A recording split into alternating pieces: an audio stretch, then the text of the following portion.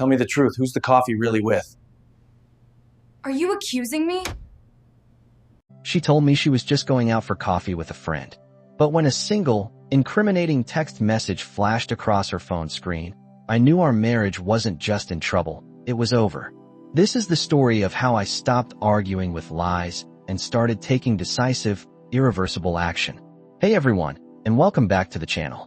We are getting so incredibly close to our goal of 7,000 subscribers, and your support, your comments, and your presence here truly mean the world to me.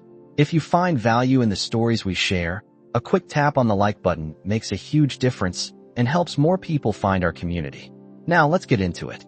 The day it all began to unravel felt deceptively normal. I'd spent 9 hours on a noisy job site, dealing with a delayed shipment of lumber and 2 apprentices who couldn't seem to measure a straight line. All I wanted was the simple comfort of home.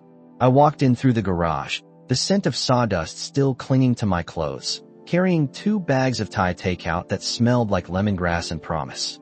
I was in a half-decent mood, picturing a quiet night melting into the couch with my wife, Sarah. She was at the bathroom sink, tying her long hair into a tight ponytail. The focused, methodical way she pulled each strand back was a familiar sight. Movie night, I announced, holding up the bags as a peace offering to the long day. Couch, blanket. You can pick anything that doesn't involve capes or superheroes. She didn't even turn around, just met my eyes in the mirror. Can't tonight, Aaron. The girls are doing a coffee thing. Gossip, you know. The smile she offered was quick and clipped, a practiced, paper-thin expression she'd perfected over the years. Don't wait up. As she turned back to the mirror to apply her eyeliner, I saw it. Her hand trembled, just for a second, but enough to blur the sharp black line she was drawing. That was new. It wasn't the tremor of fear, it was the subtle vibration of worry. If I had possessed a crystal ball, if I'd known where that single tremor was leading, I would have bought a different dinner and a deadbolt with much faster screws. My good mood evaporated, replaced by a low, humming suspicion. I set the food down on the kitchen counter, the plastic bags crinkling in the sudden silence. 10 minutes, I said, my voice firmer than I intended. Just sit. Eat with me. The pad thai will get cold. Her voice, when she answered, stretched thin, like a rubber band about to snap. I promised Jenna I'd help her pick out tiles for her new kitchen backsplash. She's been agonizing over it for weeks. She reached for her tote bag, which was already packed and waiting by the door. That was another detail that didn't sit right. It wasn't just thrown together, it was prepared. You're nervous, I stated, not as a question, but as an observation. She let out a laugh that was too fast, too high-pitched. About tile? Please, Aaron. But I wasn't looking at her face anymore. My eyes were on her shoes. She was slipping on a pair of sleek, leather heels with a pointed toe. Shoes she never, ever wore for a casual coffee or a trip to a hardware store. They were the kind of shoes you choose when you know someone will be looking, and looking closely. Text me when you're headed home, I told her, trying to anchor the conversation in some semblance of normalcy. She bristled instantly. Why are you my dad now? The defensiveness was a shield. No, I said calmly, leaning against the counter. I'm the guy who drove across town to buy your favorite dinner. She wouldn't meet my gaze. She pulled the front door open with her shoulder, a clumsy, evasive maneuver. Don't be dramatic, Aaron. The deadbolt clicked shut, and the house fell quiet. It was a specific, hollow kind of quiet. The kind you find in a church basement hours after the potluck has ended. The faint ghosts of life, chairs, crumbs, the echo of laughter, but nobody there. I unpacked the food, setting 2 plates on the kitchen table out of habit. The steam rose from one container of noodles, and the other sat cold and untouched. I ate alone. The food, which I had been looking forward to all day, now tasted like cardboard with an alibi. Scene 1 of the final act opened right there. A kitchen table set for 2, with 1 person missing. The signal was plain as day. Still, a part of me clung to reason. I started with patience. That's what grown men do, right? You give the benefit of the doubt before you stop giving anything at all. When she finally returned, the clock on the microwave blinking 11:52 p.m., I was in the garage. I wasn't waiting up, not really. I was sorting wrenches and sockets, the methodical, repetitive task calming my frayed nerves. She stepped into the garage's fluorescent hum, her phone clutched face down in her palm like a secret. You're up? She asked, her voice a little too bright. I work early. I told you not to wait, I said, my voice flat. I didn't look up from the wrench I was wiping clean with a rag. I also told you to text. She shrugged, a dismissive, teenage gesture. Sorry, I forgot. We were just talking, and I lost track of time. I finally looked at her, putting the perfectly clean wrench down on the pegboard. No, I said. You didn't forget. You made a decision not to. Her eyes narrowed. She was ready for a fight, eager for the distraction of it. Can we not do this? Jen is going through a lot of stuff right now. Her breakup is hitting her hard. Then you're her hero, I said, the condescension dripping from every word. You always do that, she snapped, her voice rising. That condescending thing. I'm not being condescending, I replied, my own voice remaining dangerously level. I'm clocking patterns. What patterns? She set her tote bag on top of the washing machine with a thud. You're being ridiculous. I took a step closer, inventorying the evidence out loud. Tuesday coffee night that wasn't on the calendar. Nervous hands. Dressed for a job interview, not for looking at tile samples. No text message. Home 4 hours late. That pattern. Her face went flat, a carefully constructed mask of innocence. It's innocent. You're reading into things. Good. Then you can respect my time, I said, turning back to my workbench. New rule. If you're going to be out that late, you tell me where and with who. It's not control. It's called courtesy. She crossed her arms, a defiant posture I knew all too well. I don't report to you, Aaron. You're right. You don't. I agreed, my back still to her. You partner with me, or you don't. But what I don't do is ghost shifts in my own house. She scoffed. I'm not a 12-year-old. Then this should be easy for you to understand. I finished. She didn't have a comeback for that. She just turned and walked inside. I heard the bedroom door thud shut, and then the sound of the shower running, washing away whatever the night had been. I went to bed on my side of the king-sized mattress and left her an entire ocean of space. For the next 3 days, she gave me a masterclass in passive aggression. It was a suffocating, weaponized silence, where every answer was a single, clipped syllable. How was your day? Fine. Need anything from the store? No. In return, I kept my voice calm and my schedule meticulously clean. I stopped reaching for her shoulder when I passed her in the kitchen. I stopped making coffee for 2 in the morning. I moved my gym time from the early morning to the evening, an act of reclaiming my own time. If she wanted distance, I was more than willing to let the hallway between us lengthen into a mile. Friday brought a backyard cookout at our neighbor Mark's house. It was a typical suburban gathering. The smell of charcoal, the sound of kids laughing, the clink of beer bottles. I figured a little public light, the scrutiny of friendly neighbors, would be good for us. I was wrong. She spent the entire time glued to her phone, her thumbs flying across the screen like a frantic metronome. She smiled at people, but her eyes were miles away. I was at the grill, flipping burgers, when Mark's wife, Rachel, came and stood beside me. She was a kind woman with perceptive eyes. Is Sarah okay? She asked quietly, nodding towards where my wife was sitting alone at a picnic table, illuminated by the glow of her screen. She looks elsewhere. She's fine, I said, the automatic, useless response of a husband in denial. Just stressed with work. Rachel didn't look convinced, but she let it drop. A little later, Jenna arrived, wearing a flashy jacket and a laugh that was far too loud for the relaxed setting. She made a beeline for Sarah, hugging her like she was a long-lost sister rescued from a disaster. She shot me a look that was pure ice before turning her back completely.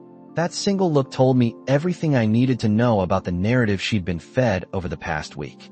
I found my moment near the cooler, where Sarah had gone to grab a seltzer. I kept my voice low, my question simple. Are we good?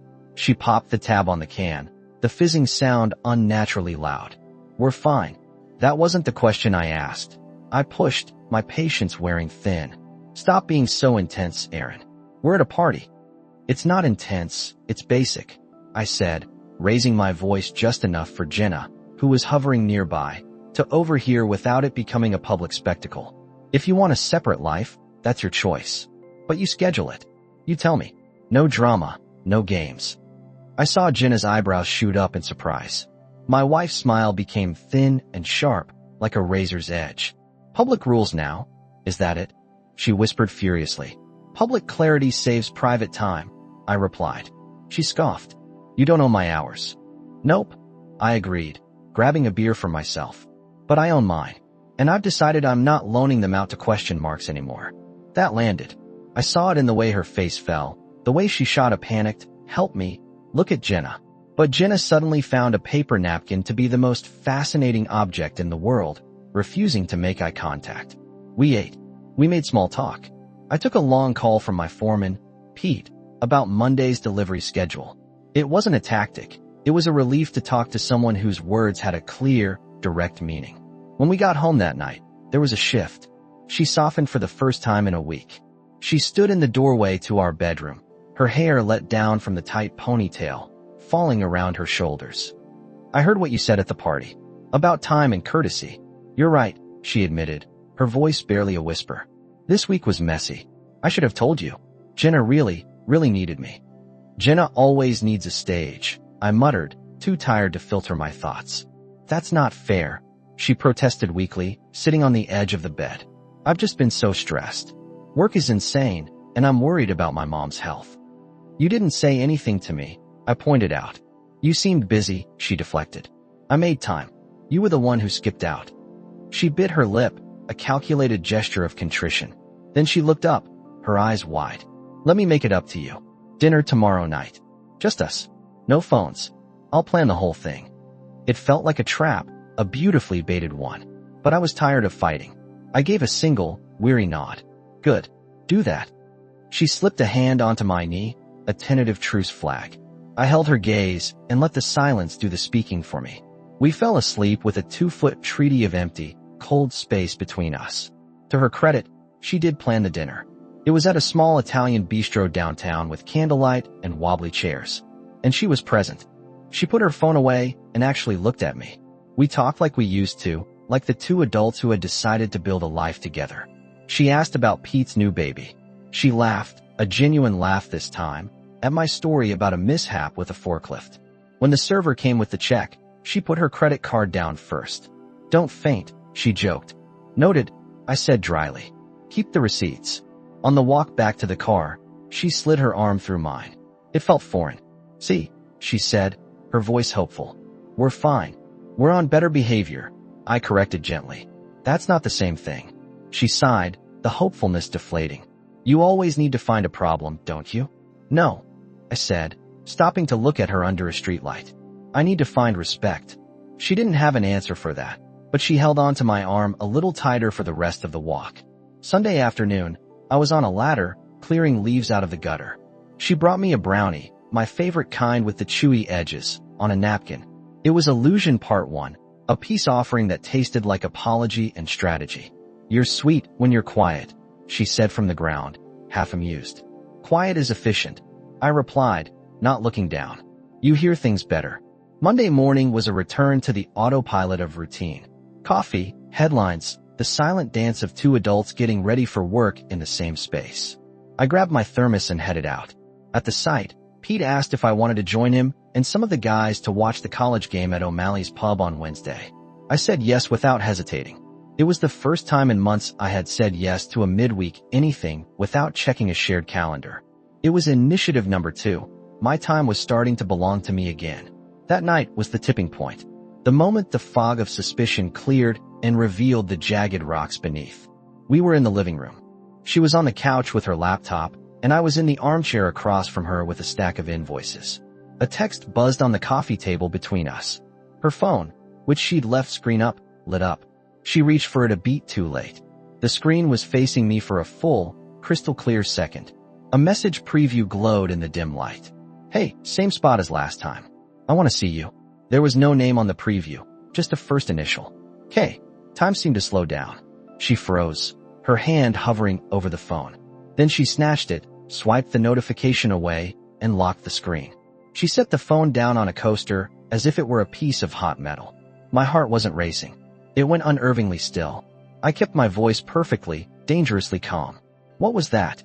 "Nothing," she said, her eyes fixed on the blank TV screen. "It was nothing.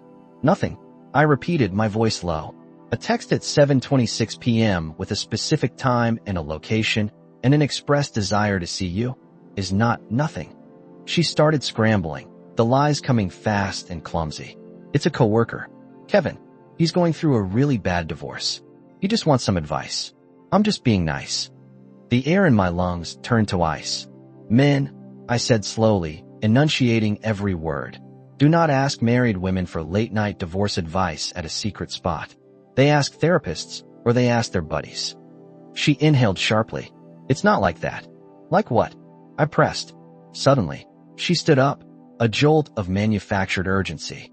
She looked around frantically for the shoes she'd kicked under the coffee table. I have to go, she said, her voice high and strained.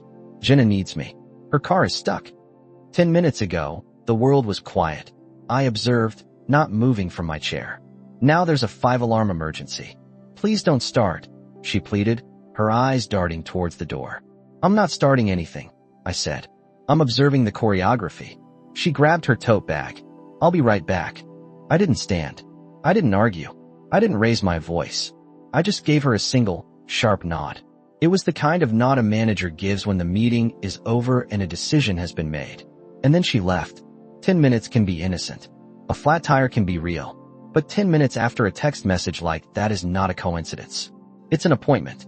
Before we get to the final, intense confrontation, I'm genuinely curious to know what you would have done in this exact situation.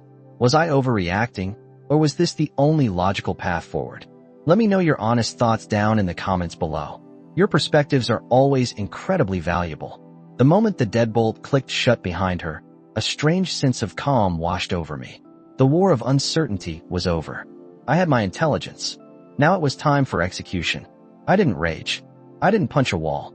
I walked to the kitchen, washed my coffee cup from that morning, wiped the counter until it gleamed, and made a list on a yellow legal pad. Lists are anchor lines when a storm is still pretending to be fog. First item, meet with a financial consultant at the bank. 9 a.m. Second item, document everything I control. House, premarital asset, truck, retirement accounts. All shop equipment bought with my own checks. Third item, breathe. I didn't sleep that night, but I didn't toss and turn either. I lay perfectly still, my plan solidifying in the darkness. At dawn, I drove to the job site early and found Pete unlocking the equipment shed. I'm going to be late today, I told him, my voice steady. He looked at me over the hood of his truck, his eyes taking in my expression. He didn't ask what was wrong. He just asked what I needed. You good? I'm making adjustments, I said. He paused, understanding dawning on his face. Need a couch? No, I replied. I need a notary. He grunted. That kind of Monday. It's exactly that kind of Monday, I confirmed. At the bank, I was ruthlessly efficient. I sat down with a woman named Ms. Albright and explained that I needed to move funds from a joint savings account to a new, separate, secure account solely in my name. That money represented years of Saturday overtime and the sale of a boat I never had time to use. I wasn't hiding it. I was protecting what I had built with my own 2 hands. I updated my beneficiaries. I ordered new cards. This wasn't theatrical. It was a checklist of self-preservation.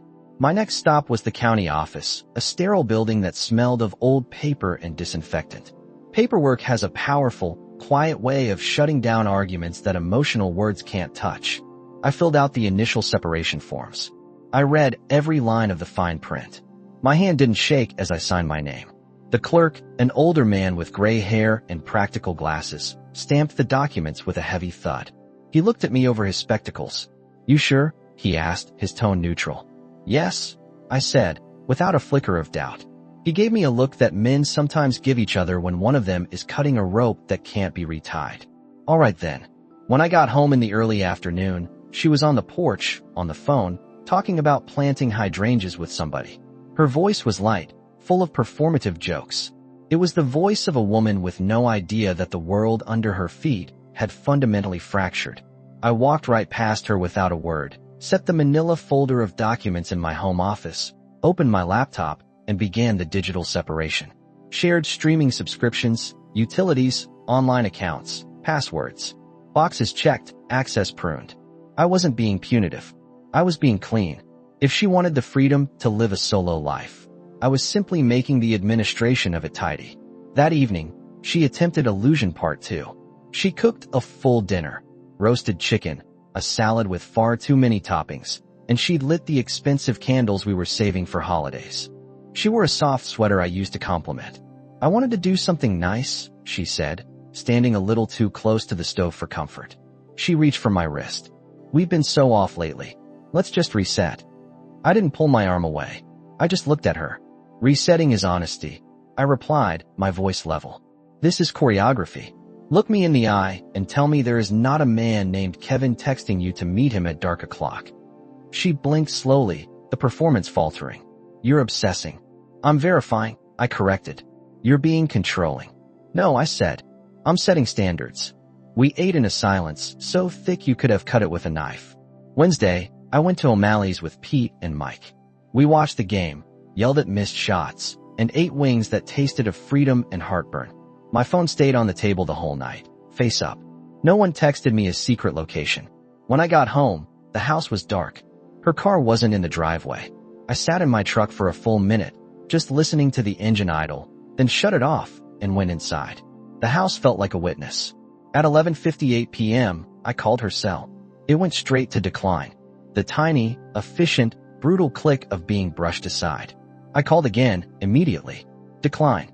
The kind of decline that screams, I am busy with something, or someone, more important than you. At 12:03 a.m., my screen lit up with a text from her. I'll call when I'm free. The word free was a slap in the face. I typed back without a trace of heat, my thumb steady. Don't worry, don't need the call.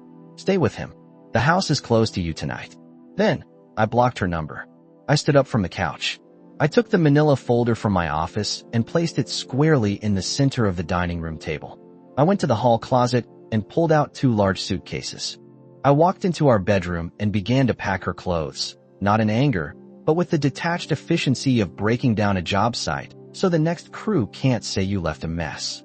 I didn't take everything, just the essentials, the pieces she used daily. I set the packed bags by the front door. On top of the larger one, I laid the legal documents, order distilled from chaos, printed in black and white. Then I walked to the electronic lock on the front door and changed the access code. I slid the heavy-duty chain lock into place. It felt like setting the final punctuation mark on a long, difficult chapter. And then, I waited. She showed up 10 minutes later, just as I knew she would.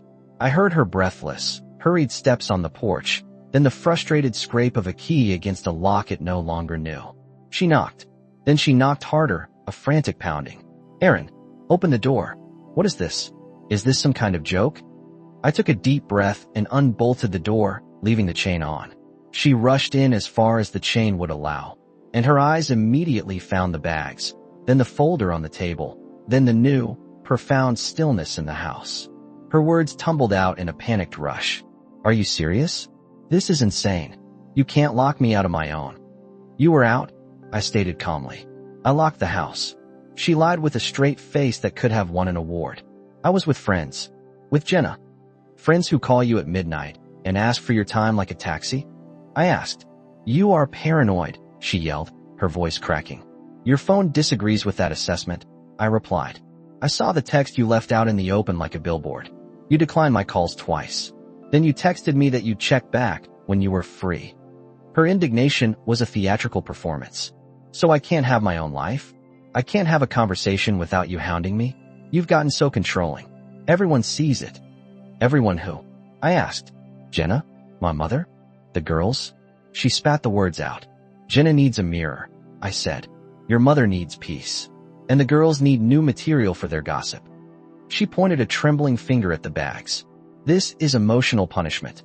This is consequence for what? For talking to someone? Helping a friend? No, I said, my voice like stone. This is the consequence for stepping outside our marriage and spitting on everything we built. She scoffed, a harsh, ugly sound. You're not a saint, Aaron. You work late. You hang out with your guys. You barely look at me half the time. I was here when you didn't show up. I countered. I changed my plans when you waltzed out the door. I asked for the basic respect of a text message, and you called it control. You are overreacting, she screamed. No, I said, looking her directly in the eye. I'm done reacting. She stared at the folder on the table. What is that? Clarity, I answered. She ripped the folder open, saw the legal header, and went completely still. Her mouth worked, but whatever pre-planned line she had for a different argument died right there. You filed? This morning? You didn't even talk to me. I tried talking to you for weeks, I said. You staged a coffee marathon and a pity party. You blindsided me, she accused. No, Sarah. You hid in plain sight. She swallowed hard. You're throwing away years of marriage over a text message? I'm ending a performance over a consistent pattern of disrespect, I corrected. She tried a new tactic, the one where she becomes the victim. Are you happy now?